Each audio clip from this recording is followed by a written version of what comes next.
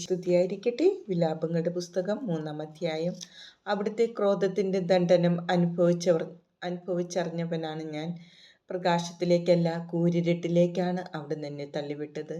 അവിടുത്തെ കരം ദിവസം മുഴുവൻ വീണ്ടും വീണ്ടും പതിക്കുന്നത് എൻ്റെ മേലാണ്. എൻ്റെ മാംസവും തൊലിയും ജീർണിക്കാൻ അവിടുന്ന് ഇടയാക്കി. എൻ്റെ അസ്ഥികളെ അവിടുന്ന് തകർത്തു. അവിടുന്ന് എന്നെ ആക്രമിക്കുകയും യാതനയും ദുരിതവും കൊണ്ട് എന്നെ പൊതിയുകയും ചെയ്തു. പണ്ടേ മരിച്ചവനെ എന്ന പോലെ എന്നെ അവിടുന്ന് അന്ധകാരത്തിൽ പാർപ്പിച്ചു. രക്ഷപ്പെടാതിരിക്കാൻ അവിടുന്ന് എനിക്ക് ചുറ്റും മതിൽ കെട്ടി. ഭാരമുള്ള ചങ്ങലകൾ കൊണ്ട് എന്നെ ബന്ധിച്ചു. ഞാൻ വിളിച്ചപേക്ഷിക്കുന്നെങ്കിലും അവിടുന്ന് എൻ്റെ പ്രാർത്ഥന ചെവിക്കൊള്ളുന്നില്ല. ചെത്തിയെടുത്ത കല്ലുകൊണ്ട് അവിടുന്ന് എൻ്റെ വഴിയടച്ചു. എൻ്റെ പാതകളെ അവിടുന്ന് വളഞ്ഞതാക്കി. അവിടുന്ന് എനിക്ക് പതിയിരിക്കുന്ന കരടിയെ പോലെയും ഒളിച്ചിരിക്കുന്ന സിംഹത്തെ പോലെയുമാണ്.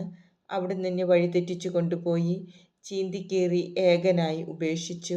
അവിടുന്ന് വില്ലുകുലച്ച് എന്നെ അസ്ത്രത്തിന് ലക്ഷ്യമാക്കി. അവിടുന്ന് ആവനാഴിയിലെ അമ്പ് എൻ്റെ ഹൃദയത്തിലേക്ക് അയച്ചു. ഞാൻ ജനതകൾക്ക് പരിഹാസപാത്രമായി.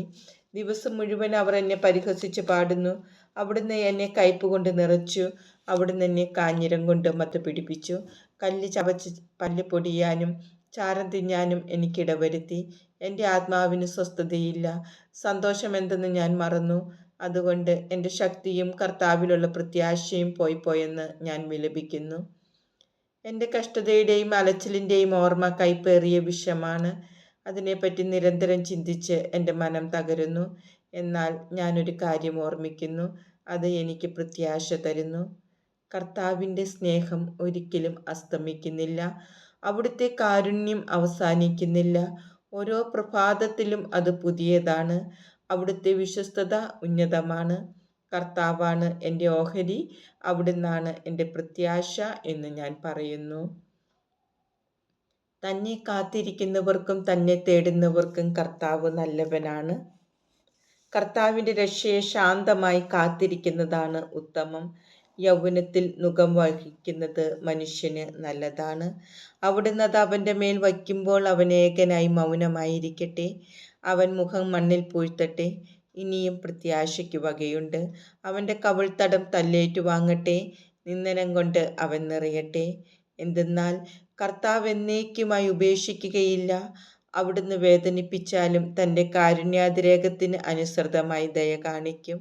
അവിടുന്ന് ഒരിക്കലും മനഃപൂർവ്വം മനുഷ്യമക്കളെ പീഡിപ്പിക്കുകയോ ദുഃഖിപ്പിക്കുകയോ ചെയ്യുന്നില്ല.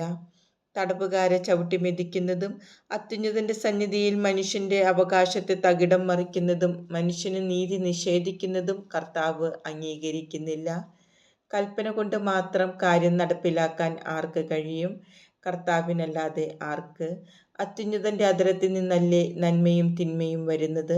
മനുഷ്യൻ വെറും മർത്യൻ. ജീവിക്കുന്നിടത്തോളം കാലം തൻ്റെ പാപത്തിന് കിട്ടിയ ശിക്ഷയെപ്പറ്റി എന്തിനു പരാതിപ്പെടുന്നു? നമുക്ക് നമ്മുടെ വഴികൾ സൂക്ഷ്മമായി പരിശോധിക്കുകയും കർത്താവിങ്കിലേക്ക് തിരിയുകയും ചെയ്യാം. നമുക്ക് നമ്മുടെ ഹൃദയവും കരങ്ങളും സ്വർഗസ്ഥനായ ദൈവത്തിങ്കിലേക്ക് ഉയർത്താം. ഞങ്ങൾ പാപം ചെയ്തു, ധിക്കാരം കാണിച്ചു. അവിടുന്ന് മാപ്പ് നൽകിയില്ല. അവിടുന്ന് കോപം പൂണ്ട് ഞങ്ങളെ പിന്തുടർന്നു. ഞങ്ങളെ നിഷ്കരുണം വധിച്ചു. ഒരു പ്രാർത്ഥനയും കടന്നു ചെല്ലാനാവാത്ത വിധം അവിടുന്ന് മേഘം കൊണ്ട് ആവൃതനായി. ജനതകളുടെ ഇടയിൽ ഞങ്ങളെ അവിടുന്ന് ചപ്പും ചവറുമാക്കി. ഞങ്ങളുടെ ശത്രുക്കൾ ഞങ്ങൾക്കെതിരെ വാപിളർന്നു. സംഭ്രാന്തിയും കെണിയും ഞങ്ങളുടെ മേൽ പതിച്ചു. വിനാശവും ശൂന്യതയും ഞങ്ങളെ ഗ്രസിച്ചു. എൻ്റെ ജനതയുടെ പുത്രിക്കുണ്ടായ നാശം നിമിത്തം എൻ്റെ കണ്ണുകളിൽ നിന്ന് നീർച്ചാലുകൾ ഒഴുകുന്നു. എൻ്റെ കണ്ണുനീർ അവിരാമം പ്രവഹിക്കും. കർത്താവ് സ്വർഗത്തിൽ നിന്ന് നോക്കിക്കാണുന്നതുവരെ അത് നിലയ്ക്കുകയില്ല. എൻ്റെ നഗരത്തിലെ കന്യകമാരുടെ വിധി എൻ്റെ കണ്ണുകളെ ദുഃഖപൂർണമാക്കുന്നു. അകാരണമായി എൻ്റെ ശത്രുവായവർ എന്നെ പക്ഷി എന്ന പോലെ വേട്ടയാടി. അവർ എന്നെ ജീവനോടെ കുഴിയിൽ തള്ളി. അവർ എൻ്റെ മേൽ കല്ലുരുട്ടി വച്ചു. വെള്ളം എന്നെ മൂടി. ഞാൻ നശിച്ചു എന്ന് ഞാൻ പറഞ്ഞു. കുഴിയുടെ അടിയിൽ നിന്ന് കർത്താവേ, ഞാൻ അങ്ങയുടെ നാമം വിളിച്ചപേക്ഷിച്ചു. സഹായത്തിനായുള്ള എൻ്റെ നിലവിളിക്കെതിരെ അവിടുത്തെ ചെവി അടയ്ക്കരുതേ എന്ന എൻ്റെ യാചന അവിടുന്ന് കേട്ടു. ഞാൻ വിളിച്ചപ്പോൾ അവിടുന്ന് അടുത്തു വന്നു. ഭയപ്പെടേണ്ട എന്ന് അവിടുന്ന് പറഞ്ഞു. കർത്താവേ, അവിടുന്ന് എനിക്ക് വേണ്ടി ന്യായവാദം നടത്തി. അവിടുന്ന് എൻ്റെ ജീവനെ രക്ഷിച്ചു. കർത്താവെ, എനിക്കേറ്റ ദ്രോഹം അവിടുന്ന് കണ്ടു. എനിക്ക് വേണ്ടി നീതി നടത്തണമേ. അവരുടെ പ്രതികാരവും അവർ എനിക്ക് വേണ്ടി വച്ച കെണികളും അവിടുന്ന് കണ്ടു.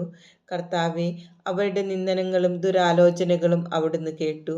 എന്നെ ആക്രമിക്കുന്നവരുടെ വാക്കുകളും വിചാരങ്ങളും ദിവസം മുഴുവൻ എനിക്കെതിരായിട്ടാണ്. അവരുടെ ഇരിപ്പും നിൽപ്പും അവിടുന്ന് കാണണമേ.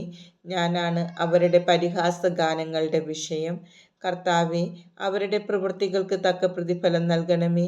അവരുടെ ഹൃദയത്തെ മരവിപ്പിക്കണമേ. അവിടുത്തെ ശാപം അവരുടെ മേൽ പതിക്കട്ടെ. കർത്താവെ, കോപത്തോടെ അവരെ പിന്തുടർന്ന് അവിടുത്തെ ആകാശത്തിൻ കീഴിൽ നിന്ന് അവരെ നശിപ്പിക്കണമേ.